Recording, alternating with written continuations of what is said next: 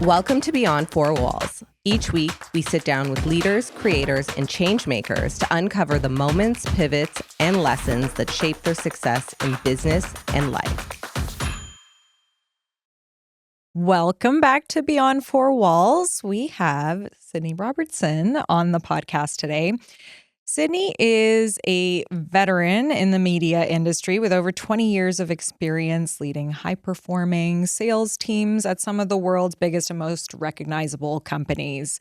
Twitter, AOL, Yahoo, Rogers Media. Through her career, she's built more than just business success. She's helped to build careers through mentoring, empowering countless professionals to reach their full potential.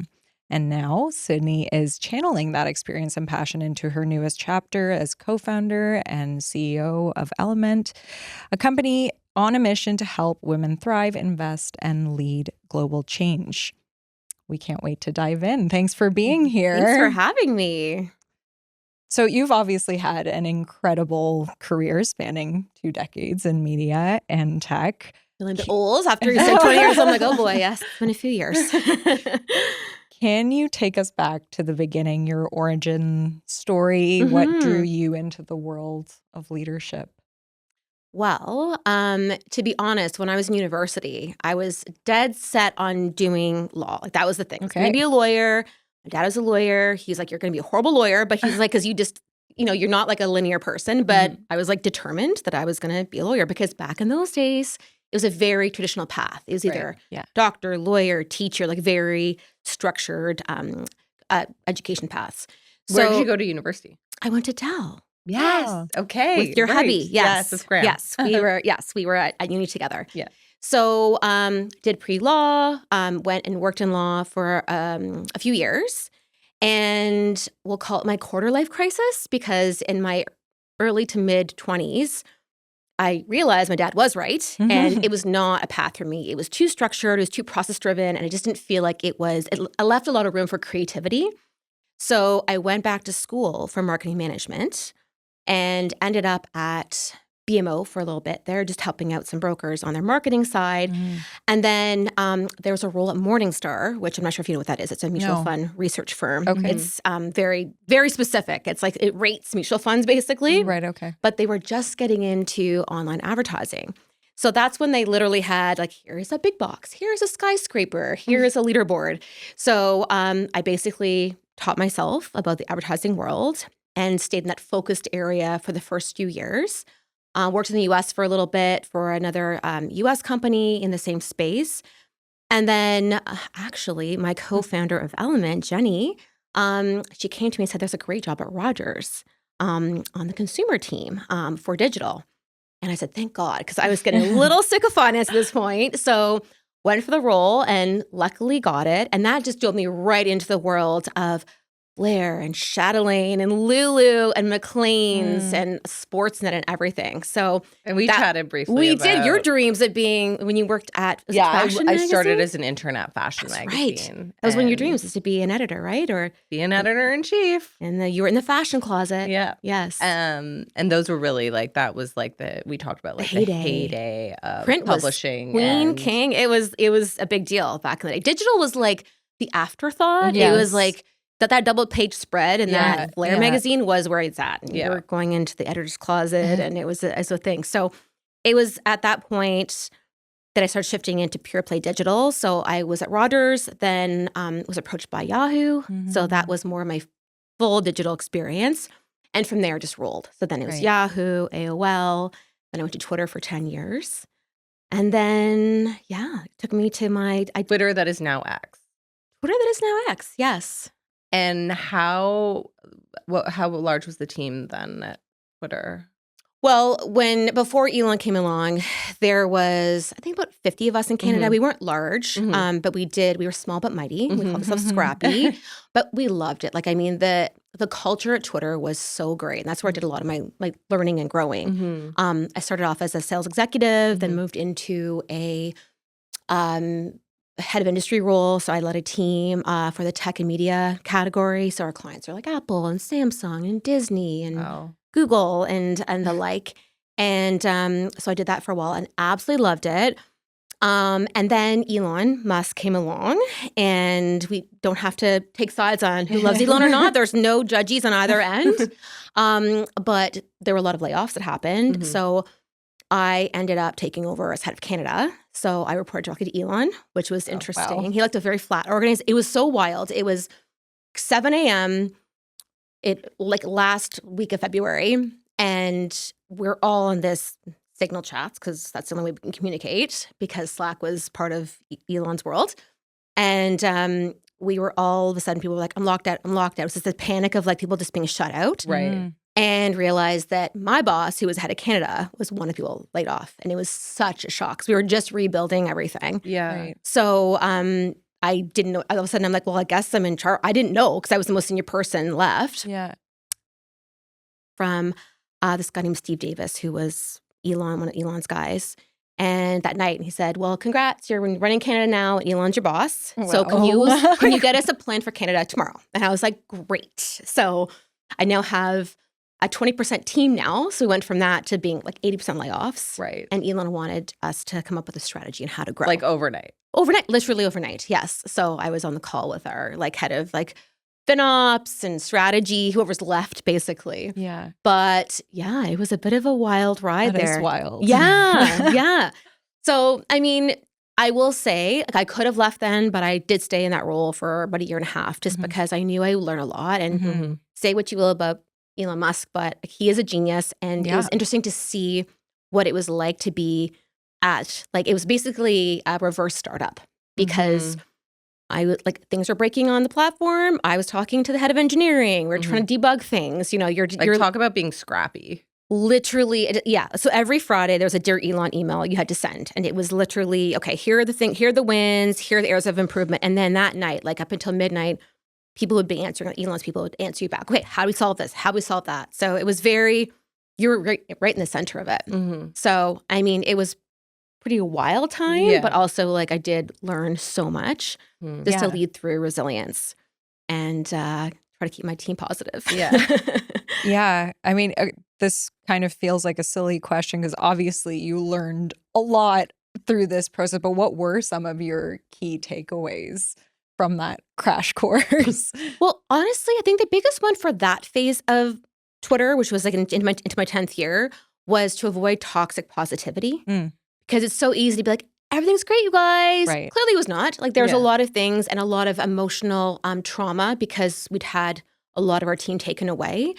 So I think it was a balance of learning how to be a leader, but also being honest. So protecting my team from a lot of things that are happening above, but at the same time, they have to trust me. And they're not going to trust me if I'm telling them that everything's fine. Yeah. So I think learning how to be positive in the sense of lifting up my team, but also being transparent at the same time, which can be tough because I myself sometimes didn't know what was going to happen on a Monday when I walked in, So that was probably my biggest in that stage.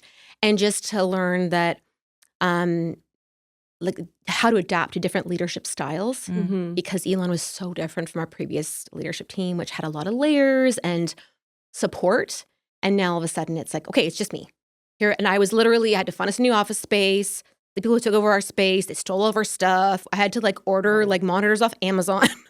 I had to find a place for our engineers. It was crazy. It was a very different time. And, just, figuring out how to, like I said, just be positive, but also be honest as well. Yeah. Huh.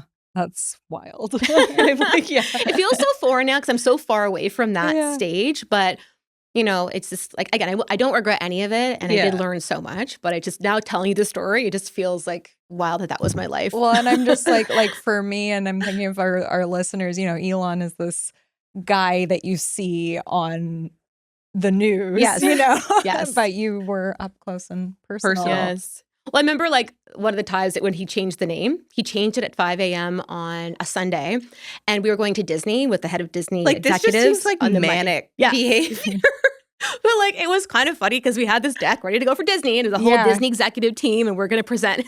Literally, like, marketing didn't have the new collateral, so we just kept putting like little X's wherever the like Larry the Bird was, because we're just like, and then we're trying to like speak through our narrative, and like clients like, it's okay, we get it. You can't expect to have like relearned your verbiage in less than 24 hours. But that was just kind of like, he would just send emails on a Sunday and just be like, this is how it is. This is us now. We are no X. I'm like, okay, cool, okay. Wow. Yeah. Yeah. Well, I'm sure you now can be like calm through any challenges that come your way after going through a period of your career like that.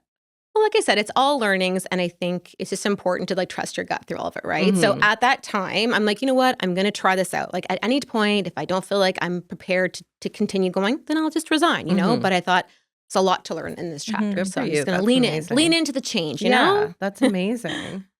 So it seems like in the various positions you've held, mentorship has been a recurring theme throughout your journey. So I imagine that led to the creation of Element. Can you talk to us a bit about that? Because you're also full-time at Google. So I'm a full-time contractor at Google, just to clarify for listeners, Yeah. because Google's very funny about this. So yeah, I'm a full-time contractor at Google, a video partner lead. So I am doing that full-time. But what I did was, when I was still at Twitter, my current co-founder of Element and I partnered with the CMDC, so the Canadian Media Directors Council, on an initiative called Empower Her. So that came from a need state in the industry, the tech and media space, where women were just seeking mentorship. And so we work a lot with holding co agencies and with clients. And there are a lot of up-and-comers that just didn't have direction in terms of where they're going in their careers and wanted to be inspired by aspirational leaders. So Jenny and I, again, my co-founder, who were at the point, we're senior in our roles, thought, you know, like, what a great way to extend beyond our spheres of our companies and bring it to the whole industry. So in collaboration with the CMDC, we created Empower Her. So we're heading into our third year now. And Empower Her is all not-for-profit. So everything goes towards the CMDC. But what it does is brings women together to discuss important themes that mean things to them. So the format of our events for those are, we have a keynote speaker or a panel. So our last one was at Spotify in September. And the theme was Own Your Brand, Own Your Voice. So we had leaders like the head of Spotify was on stage. We had some actors, actresses, people that are media trainers, to empower the women in the audience on how they could create their own personal brand and have their own voice. We then have a roster of amazing coaches. The coaches are often either CMOs of companies like Google or Microsoft or different organizations, and or presidents of agencies. And they are the coaches, and they lead coaching circles based on the topic that we're discussing. And we break up everyone into those groups, and it creates and fosters conversation. So that was the impetus, I think, for Jenny and I to a certain degree, because that exists in, you know, our space, our industry. But what if we took it beyond that to women of all industries? So that's where we started to hatch the idea of Element. And so Element it extends beyond, as you know, Natasha, it extends to all industries, whether it be design, medicine, fashion, beauty, film, what have you. And really, it's a space to share entrepreneurial stories and empower women to share and connect. So we're kind of in a phased launch. So I think when I first left Twitter last June, I was like, I'm going to lean into this full time, just give it a shot. So I had more time to kind of build like the roots of everything while Jenny was still working full time at her company. And so it gave me a chance to test out some different models, run some events, just kind of build up our network. And so now where we're at is phase one, which is really the podcast, which is Disruptor series, as well as events. And then we're rolling out collaborative retreats with other initiatives, and then the angel investing as well. So cool. We got to, but now that I'm also working in this contract capacity at Google, it's just trying to find the balance, you know? So it's not, I think the biggest learning for me is like, you can't go into a new initiative and expecting to have results within X amount of time. You have to go with the flow, right? Yeah, and I think because you've been in the corporate world going into like venture capacity, you've had to like your mindset has to shift a little bit, right? Like, where does that passion come from like empowering and supporting other women? Because you're so collaborative. Like we met once and We were right into it. Right I'm like, into tell me it. everything about HomeKit. I need to know. Yeah, like you're just so passionate about supporting others and collaboration. Did that start from a young age or? I mean, one of my passions is basically being either a quarterback or being a connector. And I like with my friends as well. Like I just love the idea of bringing great people together because I know I myself will never be the best at everything, but I love knowing the people that are the best at what they do and bringing them together. Yeah. So I did that a lot in my job at Twitter. So when I was meeting with big clients, pulling together multi-million-dollar deals, it wasn't Sydney Robertson selling through all the things. I didn't know all the ins and outs of certain products, what have you, and I would bring in teams. So I think that's where I really like hone that muscle of bringing people together. But I think it comes from a innate curiosity and just wanting to get to know people and then just bring the best together. Because, you know, I feel like if you don't get to share your great initiatives, then who's going to know, right? Yeah, I love that. And I think what's so cool about your brand is like I feel like being in the industry that I'm in, I can actually learn so much from another woman who's, whether it's a startup or she's in the corporate world, that's a completely different industry that I'm in. But we can like share best practices, values. So I think it's amazing that you're bringing together all these women. Thank you. To learn from one another. Yeah, and also knowing the qualities that you don't have yourself and surrounding yourself with people who are better at other things, right? Well, that's exactly it, right? And I think, you know, Natasha, you know this from HomeKit, right? It's like when you're starting out, like you need a team behind you to help. Like being on your own is very isolating. You have that entrepreneurial wobble where it's like, oh my gosh, like it's daunting. You don't know what's ahead of you. Yeah. So having teams and support around you makes such a difference. So important. And I think like also, you know, when we had lunch, like I was very transparent and said like, I actually don't know a lot of people in tech and I'm building a product and like you've been like so great in connecting me with people or just like being able to pick up the phone and call someone and say like I'm dealing with this or feeling this way, like is this normal? Right. Do you know like has this happened to you before? Or even with like the fundraising stage of being in a business, like going out and pitching your business and asking for lots of money from people is like very overwhelming. Yeah. So talk maybe a bit about the angel investing side of your business and well, that, I'll be honest, is in its infancy right now because we're building up the other pillars first. Right. But I think the eventual goal of how we're going to structure it is it becomes like an investment club because we also want to empower women to invest in other women. Amazing. Yes. So that the eventual goal is Element will be like the Element Angels, basically. And we want to have our own version of, let's call it like a Dragon's Den, basically. So we get, so my partner, he works in startup companies and helps with grant funding for the police sector. Oh. So he's really inspired me a lot because he does this thing called Pitch the Chief. Okay. So it's basically early stage tech companies come to him to be like, we have this crazy technology for the police department.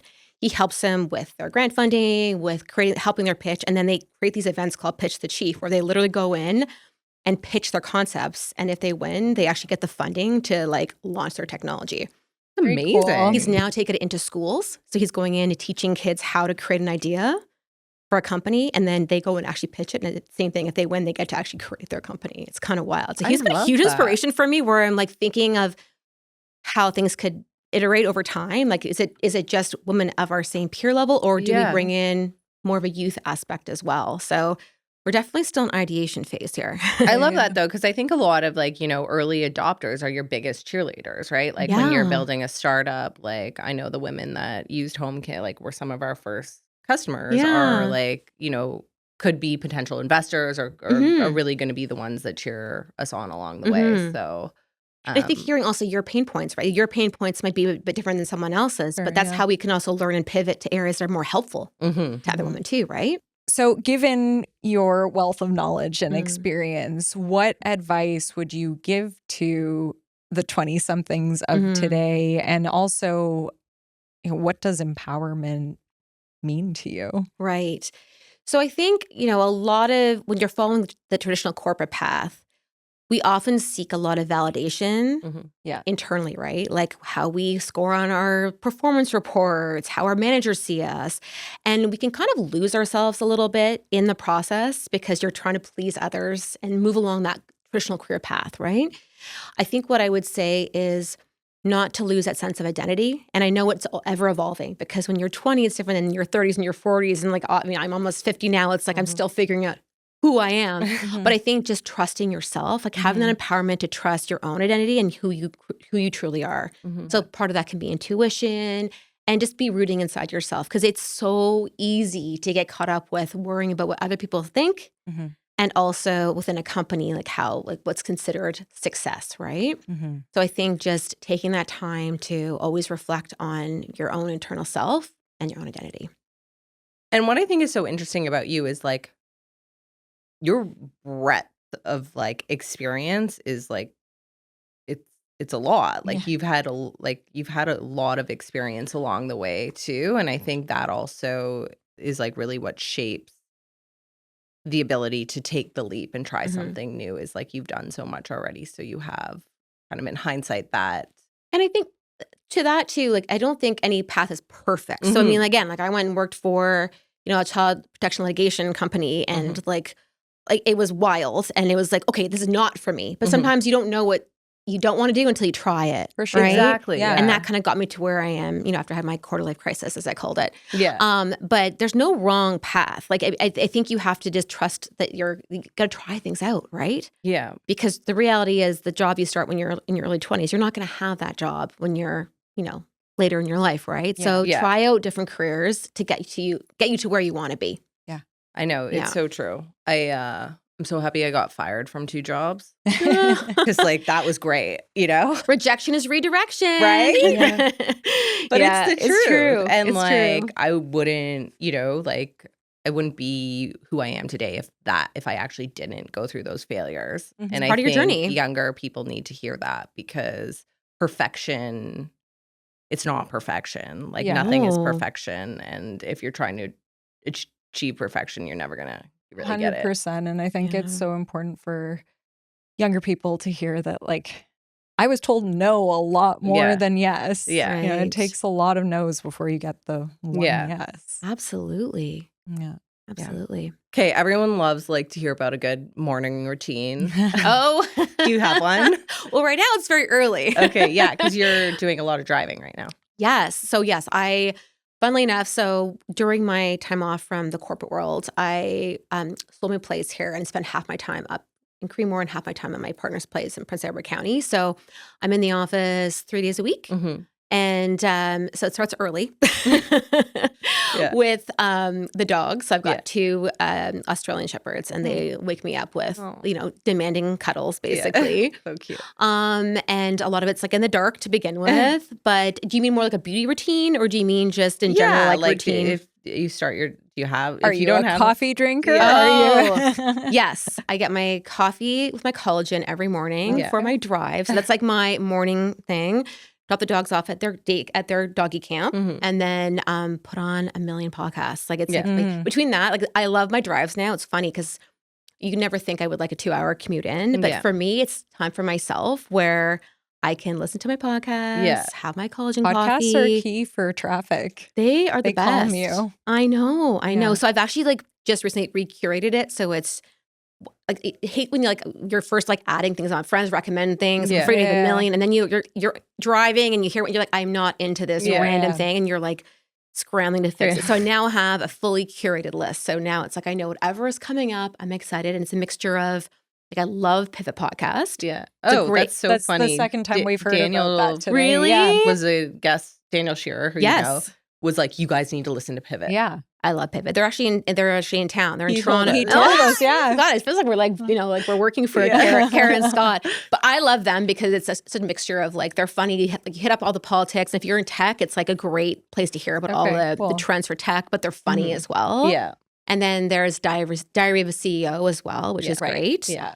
And then I go to I love my beauty podcasts as well. Who doesn't? Lipstick on the Rim, fan, and then Breaking Beauty. I think they used to work at Flair. They're 2 fashion editors. They moved to LA and they like break all the new beauty trends. Yeah. Amazing. So have a little mixture, like learning about tech and beauty at the same time. Amazing. Very Yeah. So you've mentioned that Element is in its very early stages. You're still building, planning, strategizing, but where do you see it going in the next 3 to 5 years? Yeah. So, I mean, obviously the podcast, we're just ramping it up now. Yeah. So Natasha was our first guest. We're So very exciting. excited. It was a great episode. Thank you. Very inspiring. So the podcast, growing our YouTube channel, events. So we have our first event coming up November 5th. So that's with women in film and television.